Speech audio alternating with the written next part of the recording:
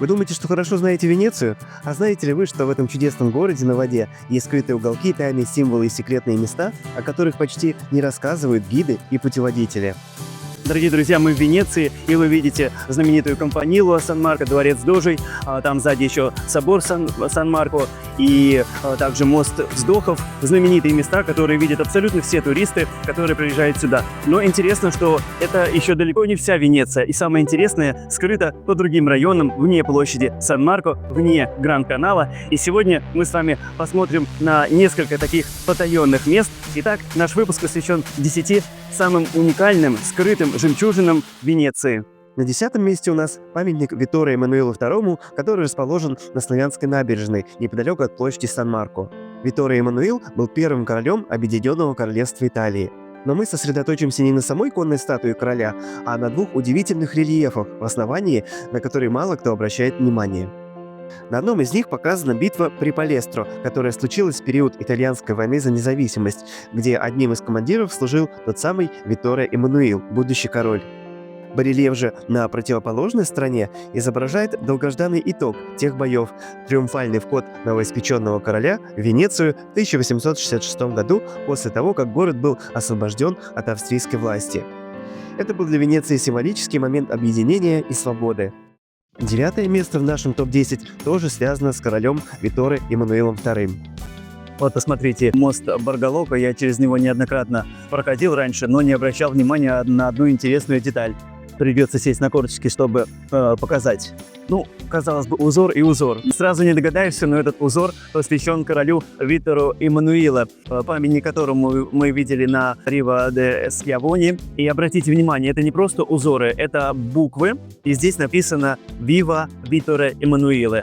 Вот видим букву W, видим букву В и видим букву Е. Такое вот интересное место, интересная деталька. Я очень люблю Венецию именно вот за такие вот маленькие сюрпризы, которые дарит этот город на воде. На 8-м месте спряталась весьма своеобразная деталь на одном из церковных фасадов. Вот это вот страшное уродливое лицо, которое мы видим на церкви Санта-Мария Формоза, сделано для того, чтобы отгонять злых духов. В свое время церкви часто страдали от молний до тех пор, пока не изобрели громотводы. И в то время считалось, что это наказание за какие-то грехи. И поэтому делали такие маски, маскароны, лепили на фасады соборов, церквей, чтобы отгонять нечисть. На 7-е место я поставлю Палаццо Боволо. Несмотря на то, что об этом дворце рассказывает каждый путеводитель, найти его не так просто. Дворец спрятан глубоко во дворах. Именно по этой причине его вполне можно назвать скрытой жемчужиной Венеции. Палаццо был построен в конце 15 столетия, а чуть позже к нему пристроили 28-метровую винтовую лестницу, которая получила название Боволо, что на венецианском диалекте означает «спираль». 6-е место нашего рейтинга – это не здание, не памятник и не площадь. Это тихие улочки и дворики на окраине Венеции, а именно восточная часть района Кастелло. Смотрите, какое прекрасное место. И самое главное, никого нету. Удивительно. Сюда редко доходят туристы, и здесь Венеция выглядит совсем не так, как мы привыкли видеть ее на открытках или экранах. Я нахожусь в одном из двориков района Кастелло, и хочу сказать, что вот именно такую Венецию я люблю. Тихую, размеренную, спокойную, где нет этого бесконечного сумасшедшего потока туристов, а только тишь да благодать. Здесь почти нет толп. Вокруг в основном местные жители, и лишь изредка сюда заглядывает самый любопытный путешественник. Именно в таких местах Венеция тихая и искренняя, такая, какая она остается в сердце.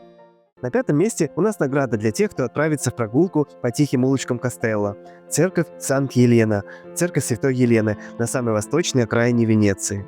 Это древняя церковь 13 века и посвящена она матери императора Константина, чьи мощи здесь хранятся. Имеется в виду мощи Елены. На фасаде можно увидеть портал эпохи Ренессанса с изображением венецианского адмирала Витторе Капелло, преклоняющего колени перед Святой Еленой, редкий пример сюжетной скульптуры на городской церкви. Внутри культового сооружения камерная атмосфера и богатая история, которую стоит почувствовать, если вы хотите увидеть Венецию совершенно с другой стороны. На 4-м месте один из самых необычных и драматичных уголков Венеции. На одной из набережных района Кастелло можно увидеть бронзовую фигуру женщины, словно лежащую в водах лагуны.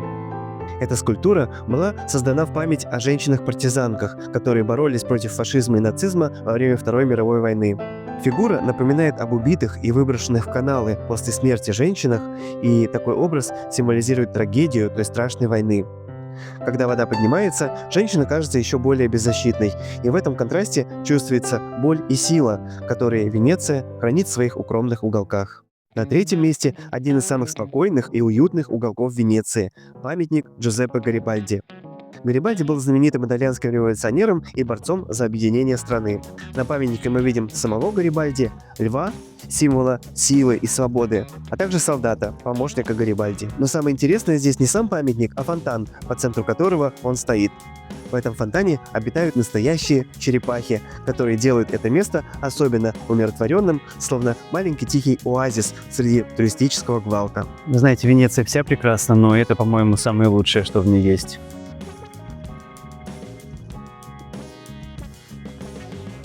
На втором месте нашего топ-10 – яркое здание на острове Джудека с очень грустной историей. Мы видим красивый дом с 3 такими большими окнами необычной формы. Называется это здание Casa dei Tre Occhi, дом 3 глаз. И откуда возникло это здание? Жил один архитектор, который переехал в Венецию. У него была дочка и сын. И как-то раз в начале 20 века эта дочка умерла. Безутешный дядечка, архитектор, настолько был убит горем, что решил в память о своей дочке сделать такой вот дом в стиле модерн. Он был построен в 1910 году, приобрел название «Дом 3 глаз», и вот эти как раз 3 окошка – это те самые 3 глаза. А эти окна символизируют 3 оставшихся членов семьи – маму, папу и сына. И такое красивое окошко по центру вверху мы видим. Это как раз дочка, которая, согласно преданиям некоторых религий, находится высоко в небе на небесах.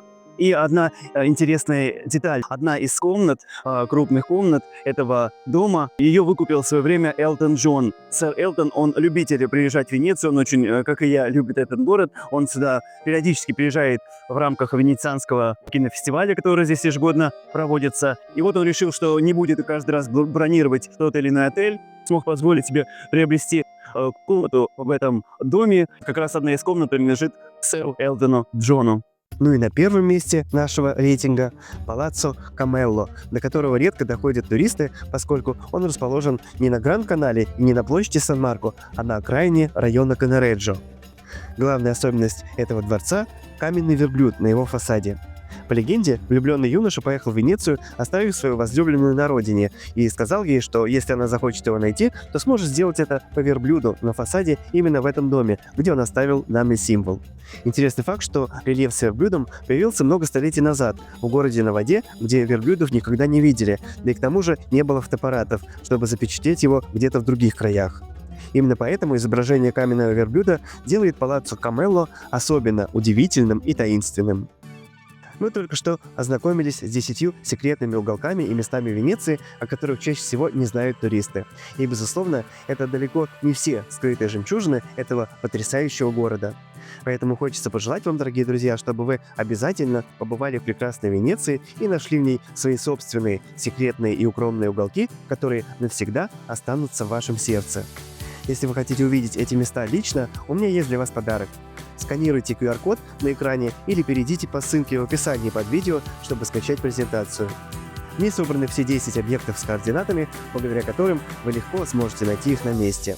А если вам понравился этот выпуск, не пропустите мои другие фильмы про Италию и Венецию, в частности мой 3-серийный фильм о путешествии по Северной Италии. Там вы увидите еще больше интересных маршрутов, красивых видов и вдохновений.